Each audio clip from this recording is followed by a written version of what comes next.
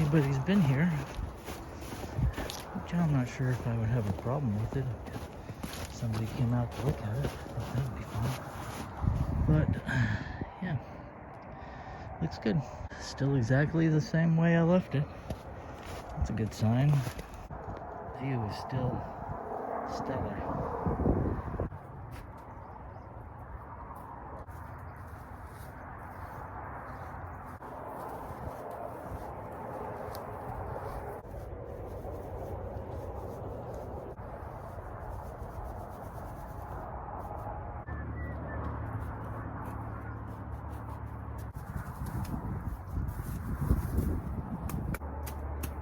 Here we go. Good as new. Actually, that's not true. It's going to be pretty cold. But it is grass and it will insulate. So, but we can dry it out too. Shouldn't be too bad to dry out. You know what? Let's work on that today.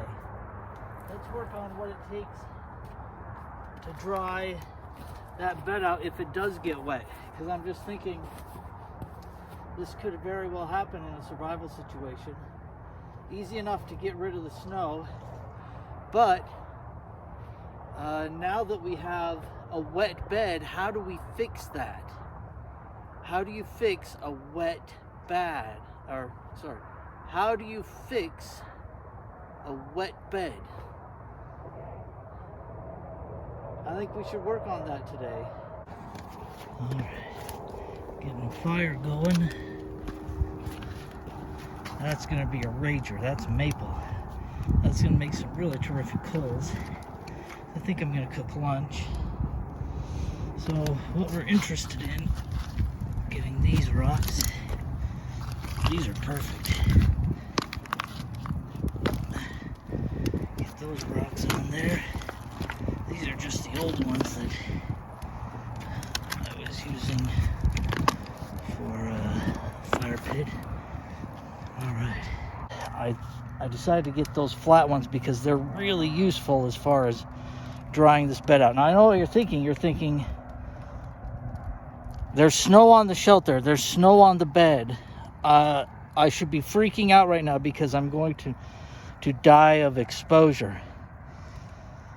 You're not going to die of exposure.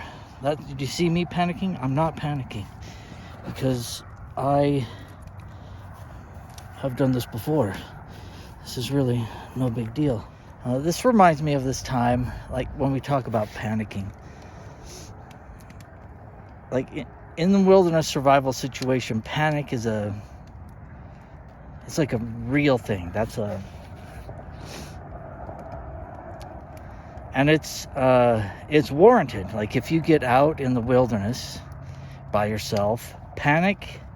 You know, I tell this to students all the time. When you find yourself lost in the wilderness, the first thing you're going to do is panic. So just let it happen. There's nothing you can do about it. People will panic. You're going to start running around in circles. You're going to freak out. You're going to get lost. And then you just need to sit down. Just sit down somewhere and realize that there are people on this planet who have never seen what you're seeing right now and would pay big money to see it. So what you have is valuable. Where you are has value. So, but like I was saying,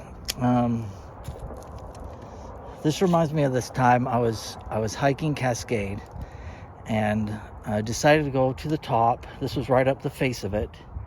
And not a lot of people do it. There's still some. I mean, there's quite a few, but most people don't go up the face of it. And I got up to the top, and I didn't want to go down the way that I had come up. I decided to go down right down from the peak, from the tallest peak, straight down. And Cascade is on top of this mountain right here. So I decided to go straight down the peak, which as far as I know, I've never known anybody to do it or to try it because it's pretty exposed. There's no trail that goes down there, and there's 5 or 6 cliff bands that are between you and the valley. So, but I thought, let's give it a try and let's just see what we can find. I remember there was 3 times that I was making my way down where I thought, that's it. I'm gonna have to try to call a helicopter or search and rescue or something because I can't get down. I'm rimrocked. I am not somewhere where I can get back. I can get down. And I thought to myself, you know what? Let's sit down and have a sandwich. So I did. I sat down. I ate a sandwich. If I remember, it was leftovers from Chick-fil-A or something. Leftover chicken sandwich. And I just sat down and just kind of relaxed for a minute. Because, there's 2 things. Blood sugar, when your blood sugar gets low, well, you don't want to be making, really important decisions when you're not at your fullest capacity.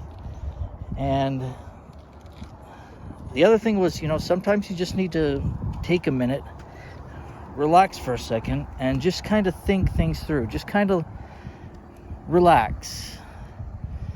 I thought things through on the first cliff band that I came to, and that was a 60-foot cliff, and I didn't have ropes, but I thought it through. I thought out an alternate route. So I had to backtrack up the mountain, go through another valley, and was able to make my way down through there where it was only a 12-foot cliff, and I was able to climb my way down through that. Second time, same kind of thing. I don't think it was as high. I think it was a 40-foot cliff. But the same situation. I sat down and I had a sandwich. And, after relaxing a little bit, taking inventory, thinking things through, I was able to get through that cliff. I was able to get through the next one also. And I made it down. I didn't make it down before dark. It was actually really dark by the time I got down. But, what an adventure that was. That was a really good one, but it taught me a couple lessons. One is, things are never as dire as you think that they may be, especially when you're in a panic situation or a panic mindset. You just need to stop and think things through.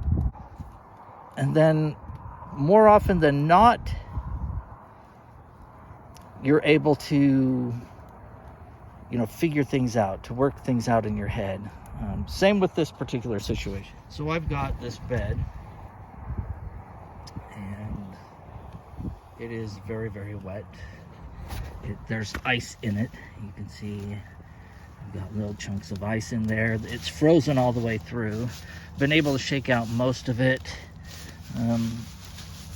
Most of that snow has been shaken down through, but there's still quite a bit of it, but I need to loosen that up and get rid of it, I guess.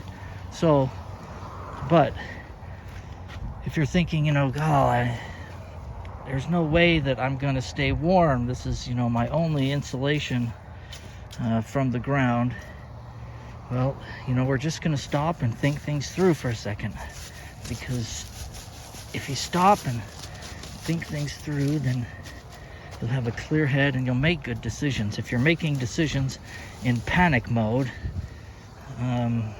you are not going to make great decisions. Not to say that you won't be able to survive them or anything, but you are not going to make great decisions. All right, we've got those rocks nice and warm. Probably. I can't feel it, but let's see. Oh yeah, I can feel it. You can let those sit on there, and what they're going to do is they're going to dry out that bed. They're going to dry it out without catching it on fire.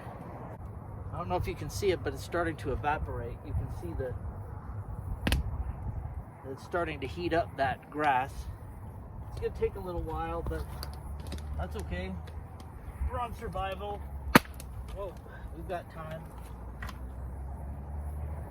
Heat up some more rocks. So while I'm waiting for the bed to dry out, I'm just going to be weaving in some of these cross members. These are going to kind of hold these poles a little bit more solid and give me something to brace to or tie to when I do figure out what I'm going to use for the roofing. So the roofing I haven't quite figured out yet.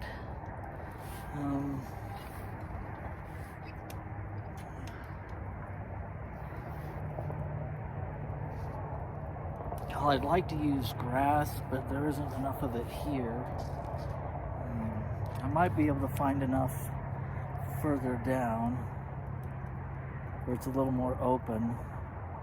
Leaves they're okay, but you have to do a 4-inch layer, mat it down, or let the weather mat it down. Do another 4-inch layer, let the weather mat it down, and another 4-inch layer, and let the weather mat it down. And that'll typically produce a pretty good rain shield, or snow shield, or water shield, whatever you want to call it. As far as anything else goes around here, there really isn't anything. I mean, there's lots of branches, and I might be able to figure that out, but it's not going to be ideal. It's not going to be airtight. It'll probably shed water. I could probably build one out of branches that could shed water. But those are things to consider. You know, I picked this location not necessarily based on the availability of materials, because I think you could build a shelter pretty much anywhere. And this is about as, you know, there is no diversity here, so it's not ideal. But just to show you just how versatile these shelters can be, if you build it this way every single time, if you just keep practicing and practicing and building it the same way every time, you become really good at it and become really efficient. So I haven't used much. Like, you would never notice walking through the forest that I've been, you know, taking materials and building a shelter with it. There's not enough that's been taken out that you would notice. Oh, it'd be nice to find some rabbit brush. That would be really good. I don't know that I'm going to find any here, at least within walking distance, but I'll get it figured out. I once built a shelter where I split logs to, you know, about a 1-inch thickness, and those seemed to work okay. They were all right, but I was able to harvest, you know, bigger logs, you know, and they were cottonwood, so it was softwood, easy to work with.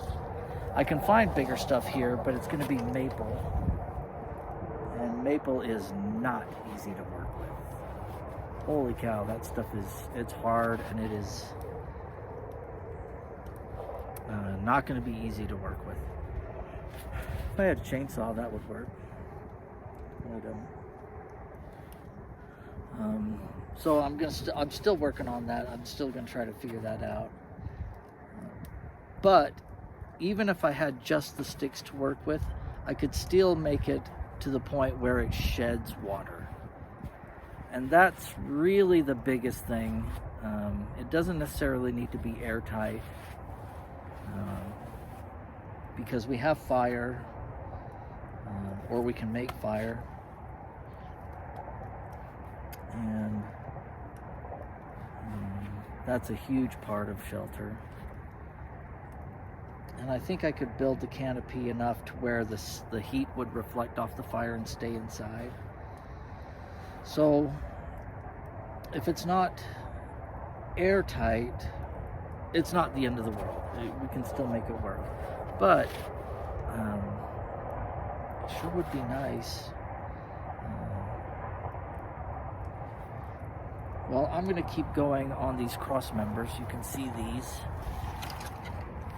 these cross members that I'm starting right now coming through here. And those are going to help with whatever I can come up with, I guess. But I got a couple tricks up my sleeve. I might be able to figure something out. After all, I do build stuff for a living, so I would think that I should be able to figure it out. You're probably thinking plastic tarp. Plastic tarp would be great. Yeah, plastic tarp would be really terrific, but that's not the intent of these videos. These videos are to show you how to do it just out of natural material. If I had a tarp, geez, I would have stopped a long time ago.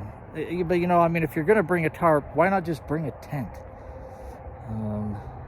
I've seen people bring a tent, but not bring the poles and build the structure out of poles that they make. And I'm thinking, well, why don't you just bring the poles? I mean, if you're going to bring a tent, why don't you just bring poles with it? Same thing, if you're going to bring a tarp, forget about all this stuff. I mean, you don't need any of this stuff. That tarp will work terrific. I slept in a tarp shelter for 2 months straight.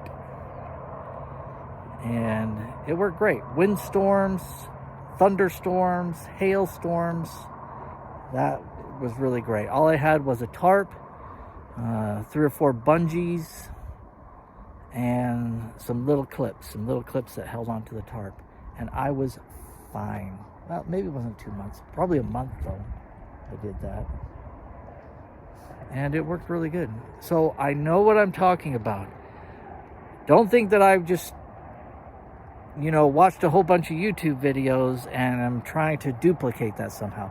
No. When I watch YouTube videos, I think, bless their hearts, but they're doing it wrong. Because you're never going to survive what they're showing you. That's kind of the point of these videos, to kind of show you how it really works. So yes, trust me, I know exactly what I'm talking about, and I've put it to the test. So I'll keep going on these cross members, and I'm starting to get hungry. I might cook something. I brought something to cook too.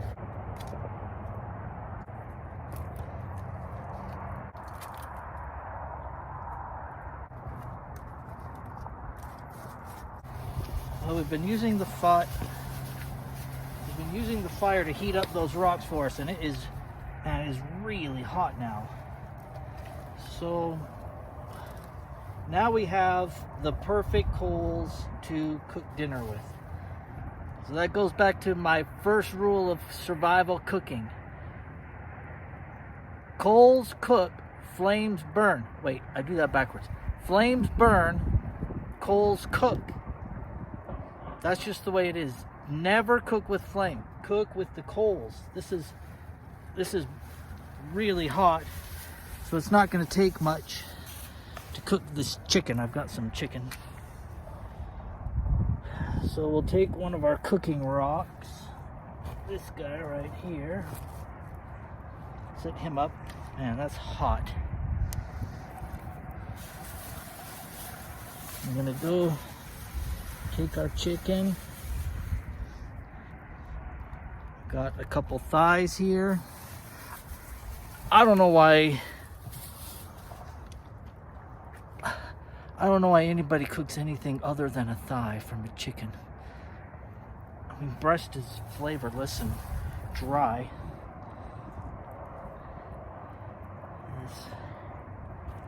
These thighs are perfect.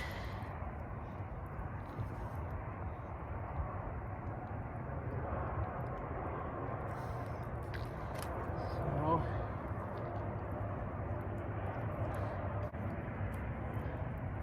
put the chicken on there, and boom, there we go. That's it. That's perfect. That's fine. Add a little bit of salt to that. always cook with salt in a survival situation. Never cook anything without salt. Yeah, never cook anything without salt. Because you need it. Your body needs it. Always have salt with you. Never go camping or hiking or anything without some kind of salt. And yeah, I'm using it's a Gatorade bottle. These things are perfect. They're virtually indestructible too. So reduce, reuse, recycle. I'm just cheap. Oh.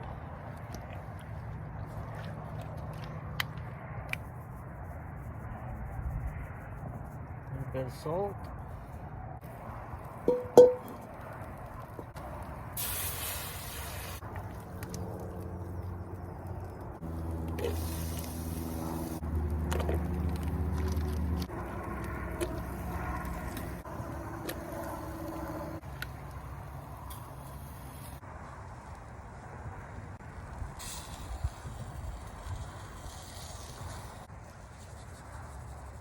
I hate it when you bite into a potato and it's got like a crispy outside and a raw inside. I hate that. But I've noticed that if you put a little water in there at first, or if you had a lid, that works too. Put a little water in there with the oil. The water will evaporate and soften the potatoes, and then the oil then crisps things up a little bit. Oh, that's gonna be so good. Oh, I can't wait for that. Chicken thighs, put it in there. Okay, verdict on the chicken kebab. It's hot. Oh, that's amazing. That's probably the best chicken I've ever had in my whole life.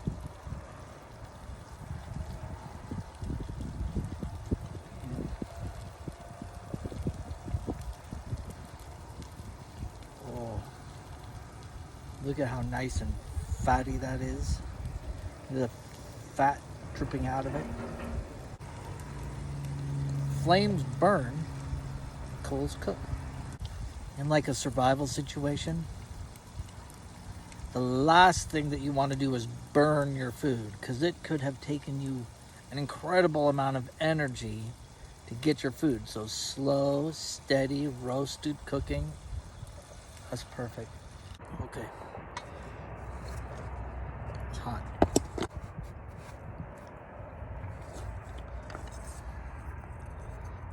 All right. Taste test.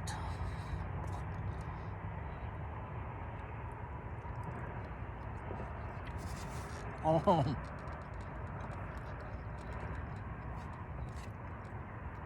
The potatoes are perfect.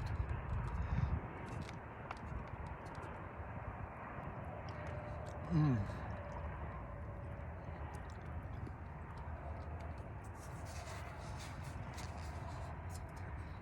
So good.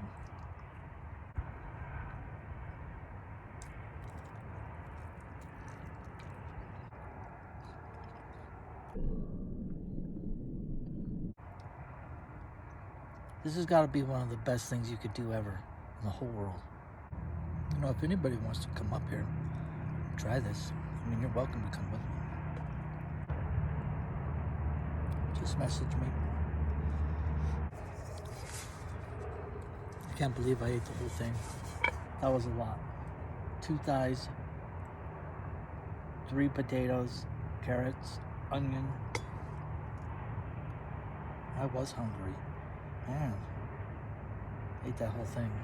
It was worth it. It was delicious. All right, well, the bed has pretty well dried up. It's been working out really well. These rocks have worked out terrific. They've cooled down. I'm going to heat them all up again. I figure another couple hours. Maybe 1 or 2 changes of those rocks, and this bed will not just be dry, but it will be warm. Now, there's also the potential for, and I've done this before, but what you do is you take these rocks, when you heat them up by the fire before you go to bed, you can take these rocks and put them underneath and then bury those back over again. And you do notice it. Don't get me wrong, you notice that. But those rocks will stay warm for 3, maybe 4 hours, depending on the size of the rock. And boy, that is really nice, especially when it's cold. But yeah, I mean, these rocks are nice and flat. They'll get nice and hot. Tuck them inside there, and that's not too bad. Another reason why fire is such a great shelter is because it provides a lot of things besides just, the fire, the comfort.